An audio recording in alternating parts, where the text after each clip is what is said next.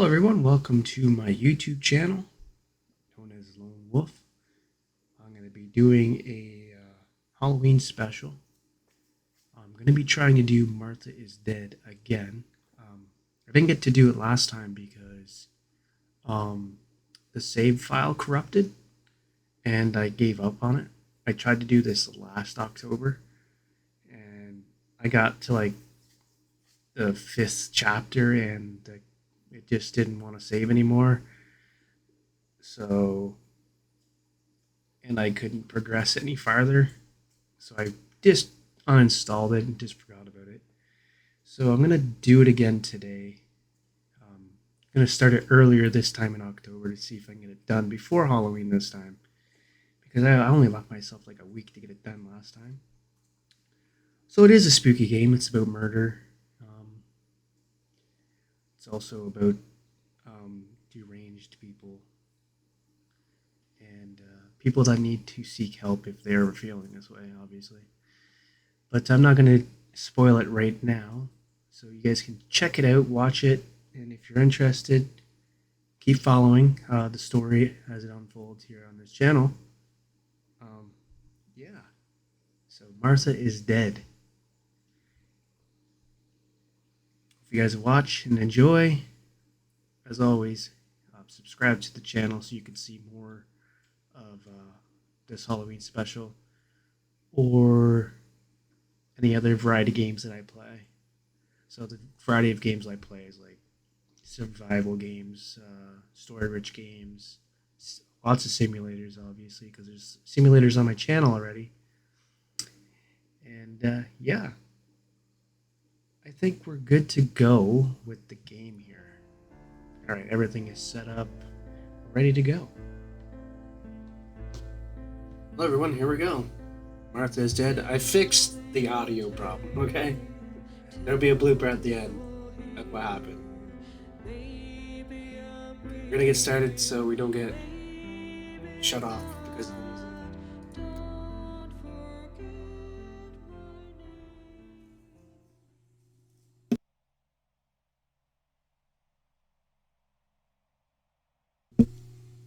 So I'll let you guys read this. Part of it, my camera's in the way, but just you can figure it out. All right.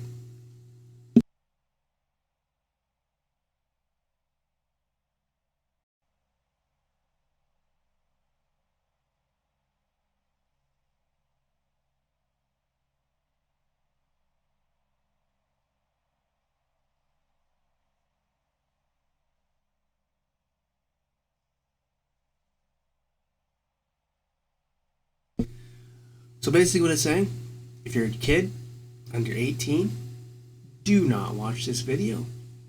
Do not watch this series. And as always, if you feel concerned about your health or whatever, reach out and talk to somebody.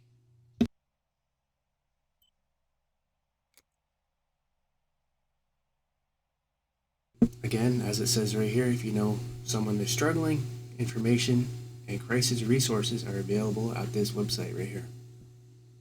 So reach out for somebody if they have a hard time reaching out for themselves. And just be there, be a support system. And as always, we're going to get into the story now. I'm going to shut the camera off and let you listen to the story. All right? Enjoy, guys.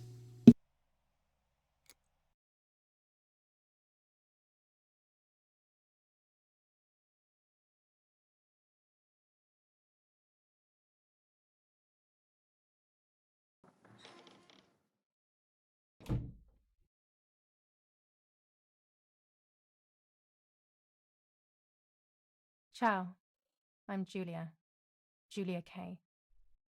I'm glad you are here. Nobody has visited me in ages. It's been years now. I must tell you my story, but I don't know where to begin. There is so much that I should start from my childhood, but my memories of these times are vague. I only remember the summer of 1929, when they sent me off to stay with my nanny.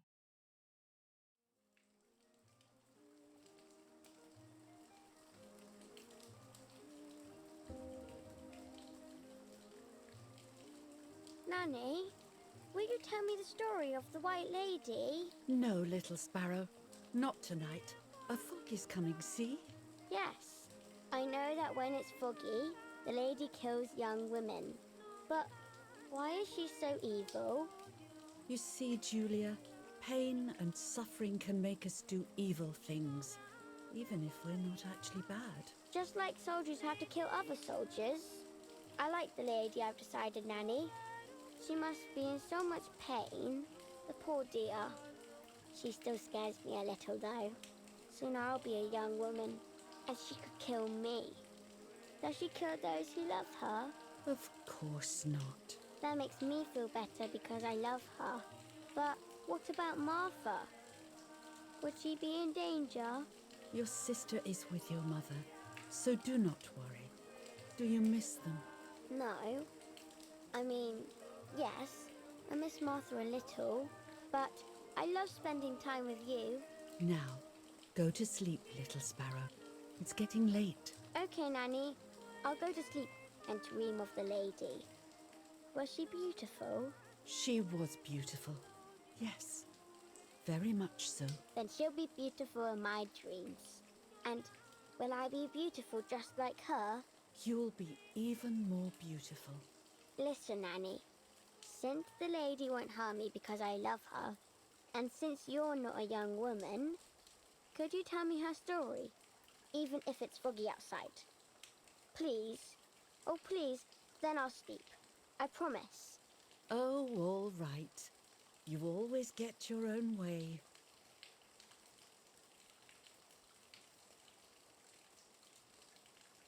I loved Nanny and I loved that story. Every time I heard it, it sounded like a new and more mesmerizing tale. Every night I would ask her to tell me about it, even though it scared me. Even now I can remember every single day of that time and how happy I was.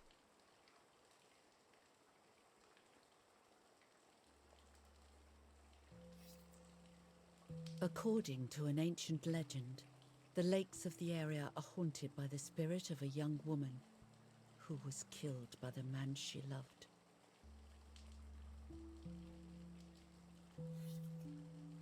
She was expecting a lover's stroll by the lake, gazing out at the old tree growing on the lake's island.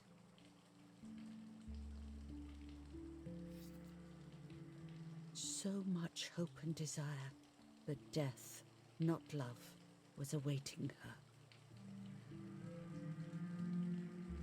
Oh, the poor dear. That's not fair. Life isn't fair, Poppet, but that's the way it is, and we must learn to deal with it. Okay, I'll try. But it makes me so mad. Keep on reading, Nanny. In despair, the man confessed he had killed her out of jealousy.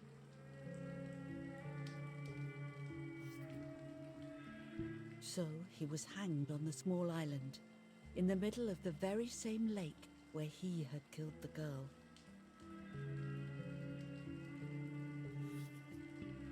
They searched everywhere, but the girl's body was never found.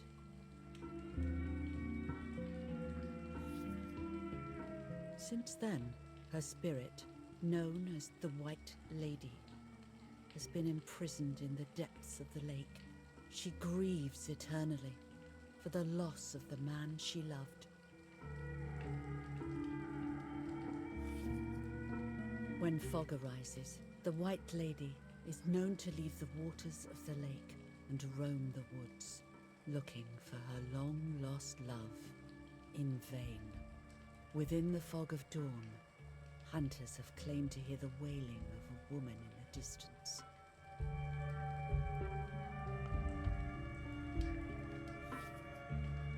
Every time the sad memory of the night she perished stirs in her soul, she takes the life of a young woman by slaying such a life in its youth.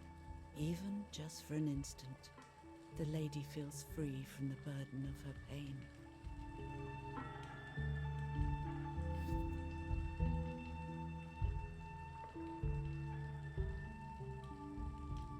Good night, Nanny. Good night, my love.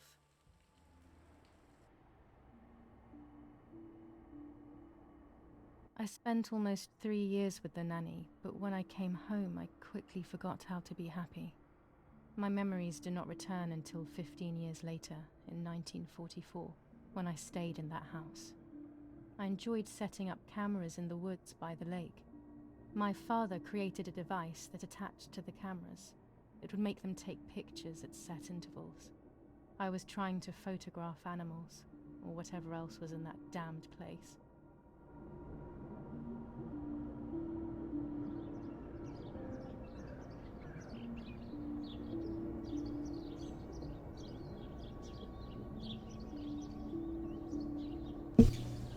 Alright, I'm just gonna say this real quick. She was maybe 5? 6 years old? And she's getting read stories like that? No wonder she's fucked up. Okay?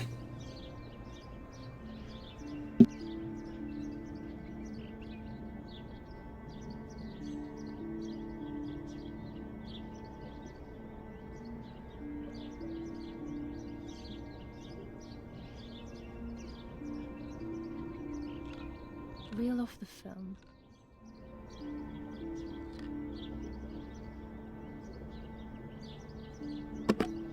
Open the camera. Remove the old roll of film.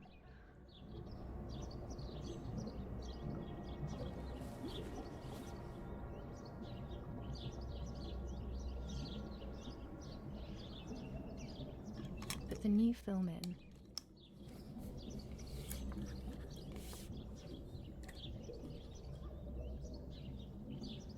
Close the camera.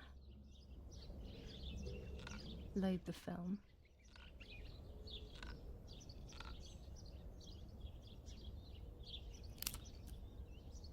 Activate the timer.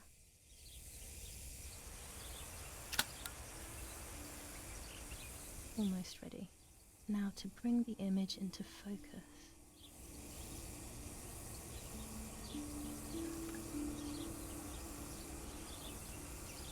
There's something floating on the surface of the water. If I frame it better, I might be able to see what it is.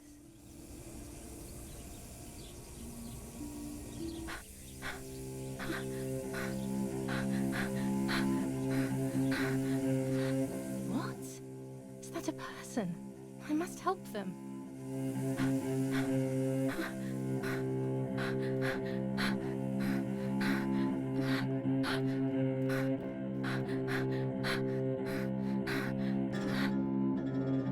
I was horrified at the idea that someone might have drowned in my lake. The lake was my world, where I would spend entire days daydreaming. I would lose myself in my thoughts, but that was a rude awakening. So terrible.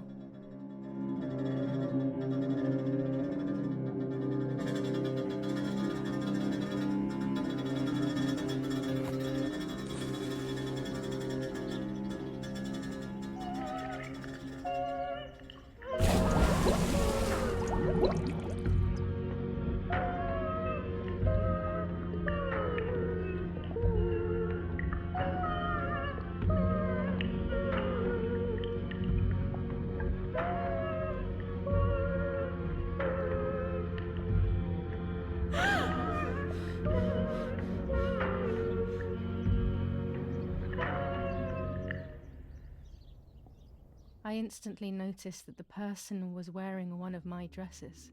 I was scared. I dragged that lifeless body as best as I could to the shore, trying not to drown myself. Only when I lifted her in my arms did I realize who she was. It was my sister, my twin, a part of me, dead. Impossible to comprehend. I was desperate. I didn't know what to do or to think.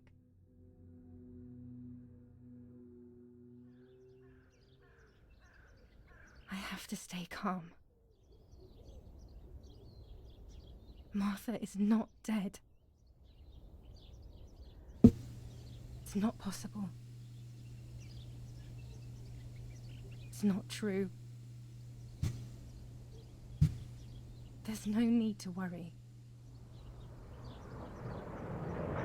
Everything is fine. Everything will be fine. I have to stay calm. Martha, February 26th, 1923.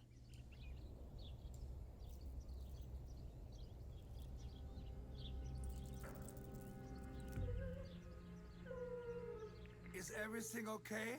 Are you hurt?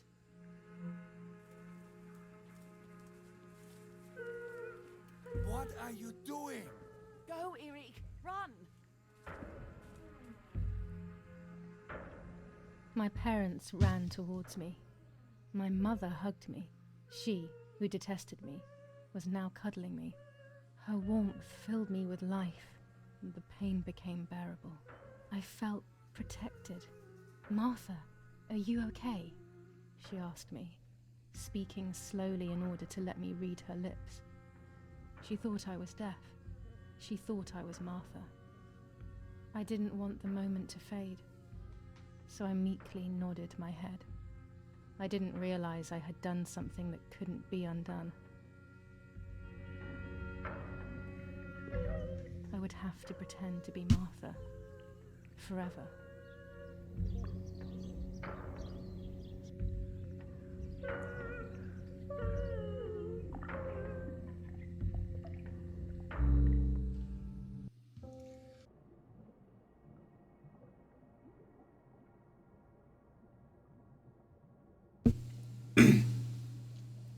I just was talking this whole time, and the mic wasn't even on.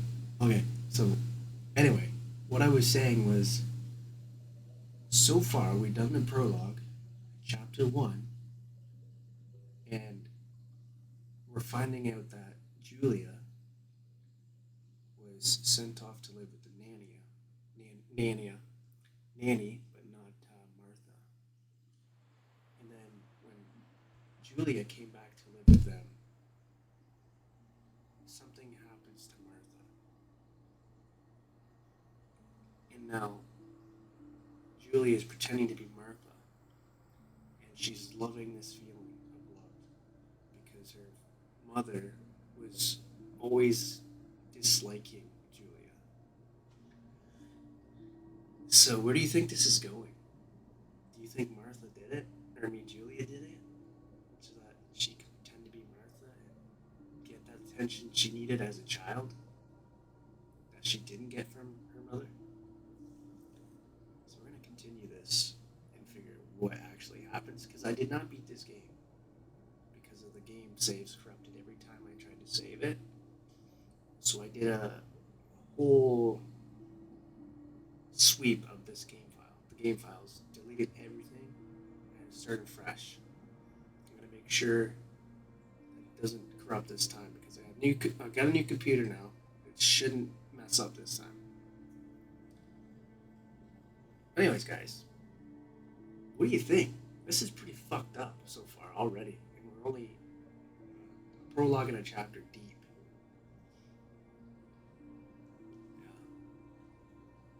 Yeah. I honestly think this is going to be a very twisted story. But anyways, follow and subscribe for the next chapter, because I think we're going to find out some more things about Julia than we ought to know. Alright. Take it easy, guys. I'll see you in the next one.